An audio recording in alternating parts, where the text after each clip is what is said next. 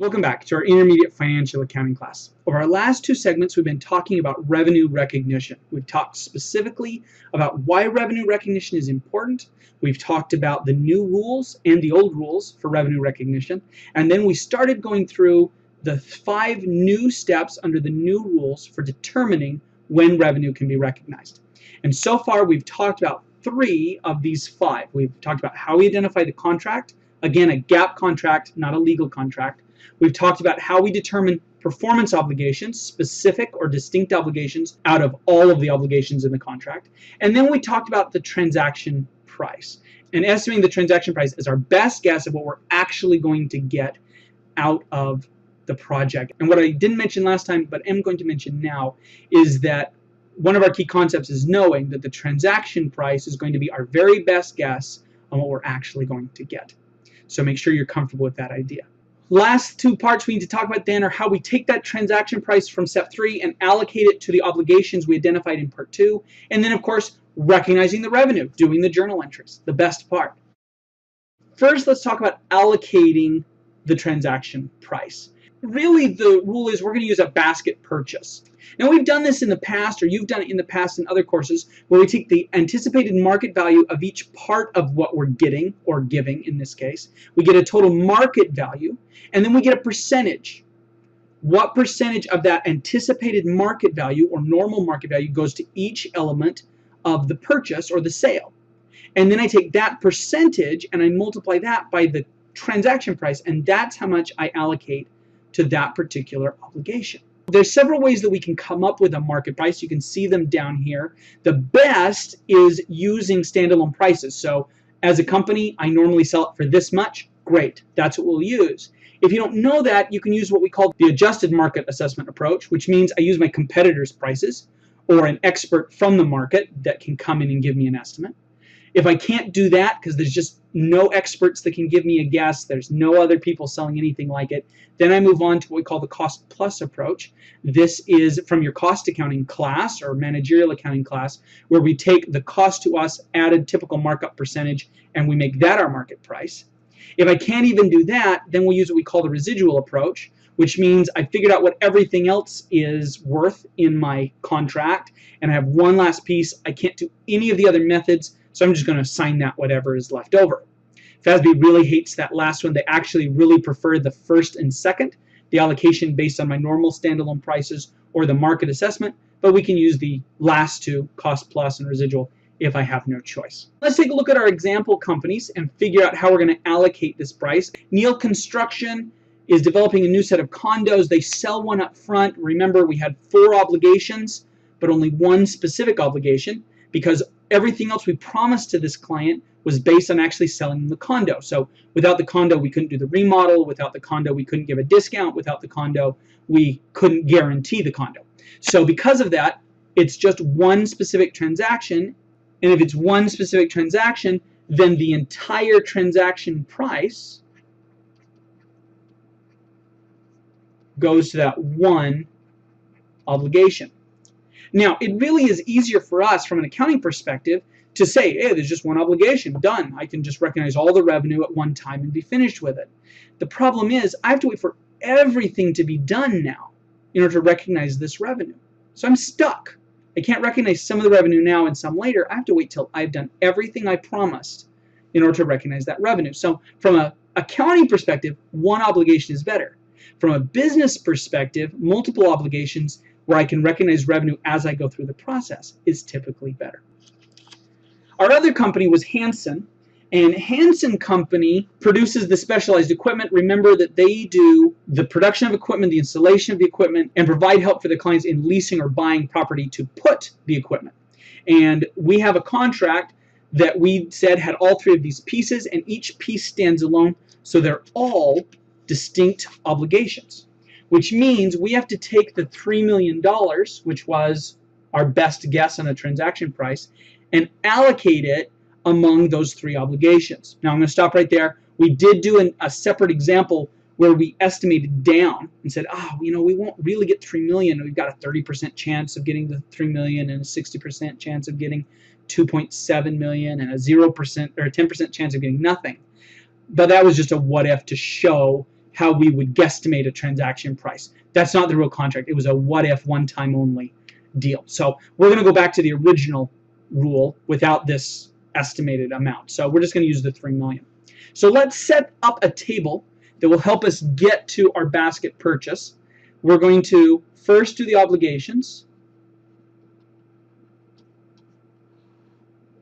Then we'll get a standalone price.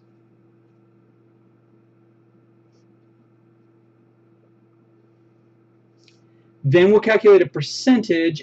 And lastly, we'll get the assigned obligation price. So we had 3 obligations. We have the equipment, we have the installation, and we have the lease. And if we go back to our information, it tells us that just the equipment typically sells for 2.9, just the installations typically sells for 300, and just the lease work typically sells for 50. So we have our standalone prices. This is what our company normally sells them for, so that's what I get to use for my breakdown. If you want to be more specific, if you give discounts, sometimes you would use that discounted price, so you get to what you normally actually get for each of these items. 2.9 million, 300,000, and 50,000. And I'm going to add those up to get a total standalone value. If I were to sell each of these pieces individually instead of as a basket, it would be $3,250,000. That's what these things sell for if I sell them one at a time. And now with this information, I can get a percentage. I'm going to take this number divided by that number, and that's going to give me 89%. That's going to be my first percentage. The 300,000 divided by the 3,250,000 will give me 9%. And the 50,000 divided by the 3.25 million gives me 2%. And I did some rounding here, and because I did some rounding, I'm going to add this up. I want to make sure it adds up to 100%, and it does in this case. But make sure you get in the habit of checking this. You don't want to accidentally allocate 101% or 99% or 99.9%, then things won't balance, and that's bad. So make sure that you get your percentages to add up to the full 100%. Now that I've got my percentages, I take the transaction price, that was 3 million, and I'm going to multiply this 3 million by each percentage. So 89% of 3 million is 2,670,000. 9% of 3 million is 270,000. And 60,000 is my final value. And if I add those up, sure enough, it comes out to my $3 million. Now, I usually have questions right about here. Wait a minute, 60,000. That's more than we normally sell it for. Yep, sure is. But that's the way this method works. Because of the way this basket purchase is set up and the way I rounded to make it all balance out, I actually show that I get more for my lease as part of the basket than I normally do, and that's okay. It's just part of my process of allocating these funds. Now that we've allocated our transaction prices, we're finally ready for the best part, and that is to recognize the revenue. Yes, the journal entries, finally. So each time I complete an obligation from not from my original list of all obligations, but my distinct obligations, I get to show that revenue. So the rule is, as I complete each obligation and give it to my client, I get to recognize the revenue. So if it's a product I'm making, I give them the product. If I'm performing a training or doing some other service, when I finish doing the service, now I get to recognize the revenue. The easiest method, again, is Walmart. I walk through the line, I pay them my money, they give me the bag of my stuff, I have my goods, they've got their money, we're done. They recognize their revenue because I have my stuff and can walk out of the store with it. That's the best scenario. Same thing, FASB prefers that we wait until we're done with providing a service or a training, or I've got the audit 100% completed or the tax return done and signed and sent in for you. Great, I've done my service. I recognize my revenue. But we also recognize that it doesn't always work that way. Sometimes items are delivered over time. For example, let's say that I'm building a new school building for a local school district. These are huge projects. They take a lot of work. They take a lot of time. And most construction companies that build like a high school usually only have one project at a time. If I make that company wait until the high school is completely built, they recognize no revenue for 3 years.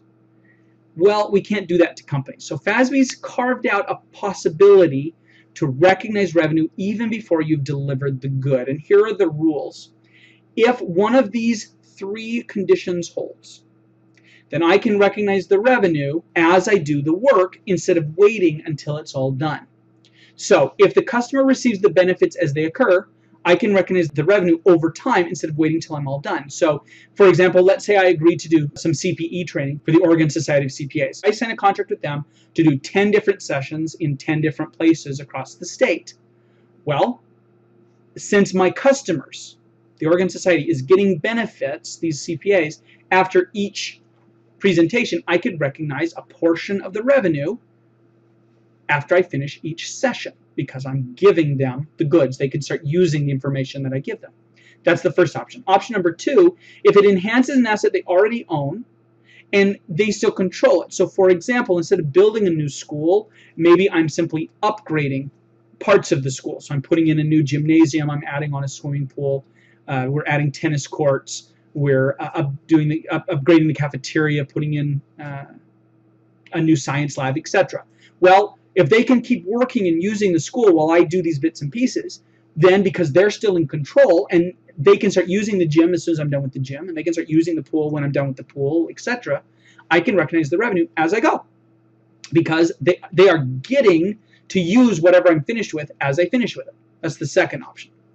The last option is if what I'm creating can only be used by my buyer, either contractually or practically, and if the buyer has to pay me for whatever I get done, even if they fire me, then I can go ahead and recognize the revenue anyway. Let's go back to our high school example. If I'm building a high school and they can't move in till it's done, well, number 1, they don't get the benefits as they occur if I'm building a brand new building because they can't move the students into a building that's under construction. So that takes care of number 1. If I have to finish the whole thing before they can move in, again, because of hazards or risk issues for the students, I can't do number 2. But who else is going to use a high school? Nobody. The only group that could buy the high school would be the school district. So even if the contract doesn't say you can only sell this high school to us, who else would I possibly sell it to? So that meets that qualification. I can't sell the high school to anybody but you, so it's a unique asset for my buyer. That satisfies that first part. The other thing is, if they fire me halfway through but have to pay me for what I get done, then I could go ahead and recognize the revenue as I work. So that's what we're looking for, is any of those 3. And if I do that, then I can recognize the revenue as we go instead of waiting until I'm 100% done with everything. If I don't meet any of those 3, then I have to wait till I'm finished to recognize any revenue. Last piece here, costs associated with the revenues have to be recorded at the same time as the revenue. This used to be called the matching principle. I want the revenue and the cost to all match up. We don't really use that principle anymore, but the basic idea holds. If you're going to recognize the revenue, you actually have to recognize the costs. So let's take a look at Neal's Construction Company and do the journal entry for Neal. It's going to cost me $171,000. At the end of year 1, I've spent $68,400. So my first question is, can I recognize any revenue in year 1, or do I have to wait until year 2? Now remember, FASB's preference would be, don't recognize any revenue till the condo's done, you hand over the keys. But I don't want to wait that long if I don't have to. 2 years is a long time for a construction company that's trying to get financing. So I'd like to recognize the revenue as I go. So we go through the 3 rules. Number 1, does the customer get to use the condo as I build it? No. Okay, so that I might have to wait till I'm done. Number 2, is this something they already control or own and I'm just enhancing it? No. This is a brand new building, so they don't get that either. So I don't meet those 2 requirements. Number 3, the activities of the seller do not create an asset with an alternative use. Wait a minute. Contractually, I'm not allowed to even show this condo or sell it to anybody but this client. Ah, got it. It's unique. I can only sell it to him because I already have sold it to him in the contract. Okay, I can recognize the revenue if I'm sure I'll get paid for what I've done so far. I will be paid by what I've done so far because he's already paid me when he signed the contract. So I have my money and I can't sell it to anybody else contractually, even though practically I could. So because of that, I can do a journal entry. So let's go ahead and take a look. This is January 1 of year 1. We'll record first off the cash that I got paid, $250,000 at the time of the contract. And what I record, FASB prefers the term contract liability. It is essentially the same as unearned revenue, just a new name. So you can still use unearned revenue if you want, but FASB prefers contract liability. This is a prepayment on a condo. Now, what would we do next? Well, over the course of the year, I would record a series of transactions that would record what I spend on this condo, right? I'm paying wages, I'm buying materials, I'm using up inventory, etc. to make this condo. So to go along with my contract liability, I also create a contract asset, which is kind of like inventory, except that it's not limited to inventory items. So I could actually have a contract asset for the money I spend on creating that set of trainings. So if I have to do some traveling and do some training, attend some conferences, read some books, buy some materials or whatever to get ready for this training, all that would be part of this contract asset. So it's not limited to physical inventory. Over the course of the year, I'd have a bunch of entries that would add up to this $68,400. And my credit would be cash, could be wages payable, could be inventory I'm using up, etc. And this is the cost of work on my prepaid condo.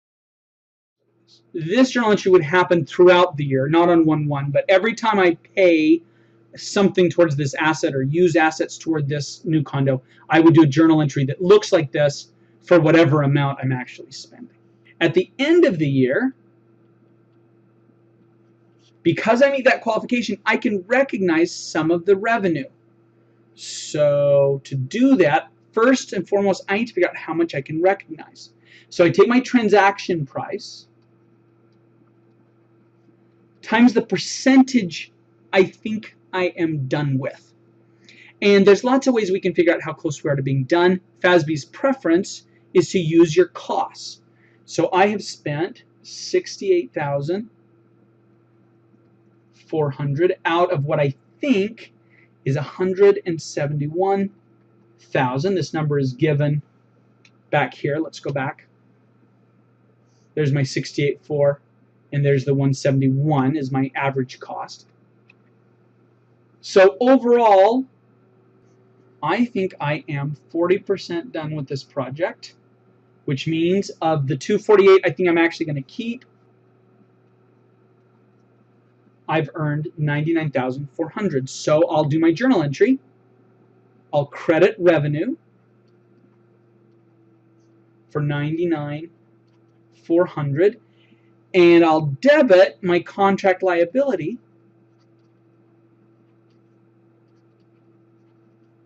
for that amount, just like I would an unearned revenue, which we've used in the past. In addition, remember that if I recognize revenue, I also have to recognize my costs. So I'm going to write off this asset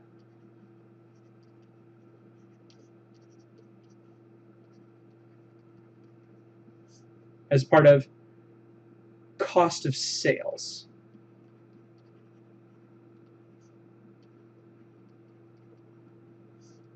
And this is to record revenue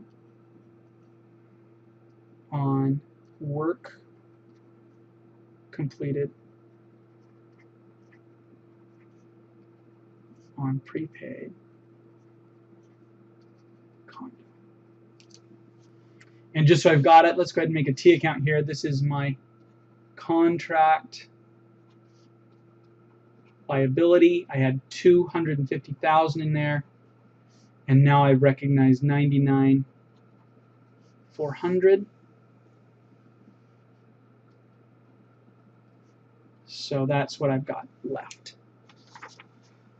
We're going to wrap this up quickly. We need to do the last part of this transaction just so that we have got it all together and it makes sense. Then we'll come back and do Hansen Company in our next segment. from January 1 of year 2 to December 31st of year 2, I would record a debit to contract asset every time I spent something on this project. And again, the credit would be to cash or wages payable or inventory or whatever I'm putting in. And that would be for $102,600. That's the rest of the $171,000. If I take the $171 that I spent on average minus the $68,400, that's what I've got left to spend. This is my cost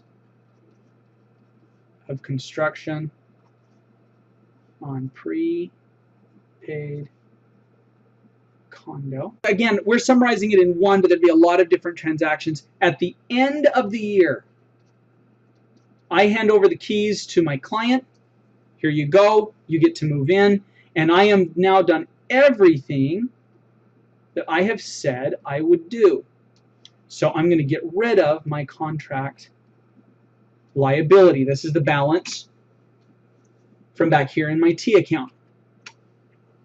Now what's the credit? Well, if I don't give them a discount, then I would just credit sales revenue for the full amount. But let's say that they go through and they're unhappy with things that come out to about $1,000. So they ask for a $1,000 discount or refund. So I give them the $1,000 and the rest becomes my revenue.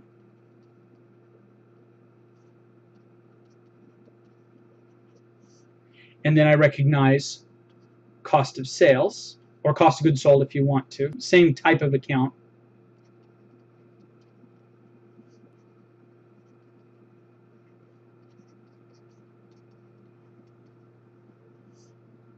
And this is to record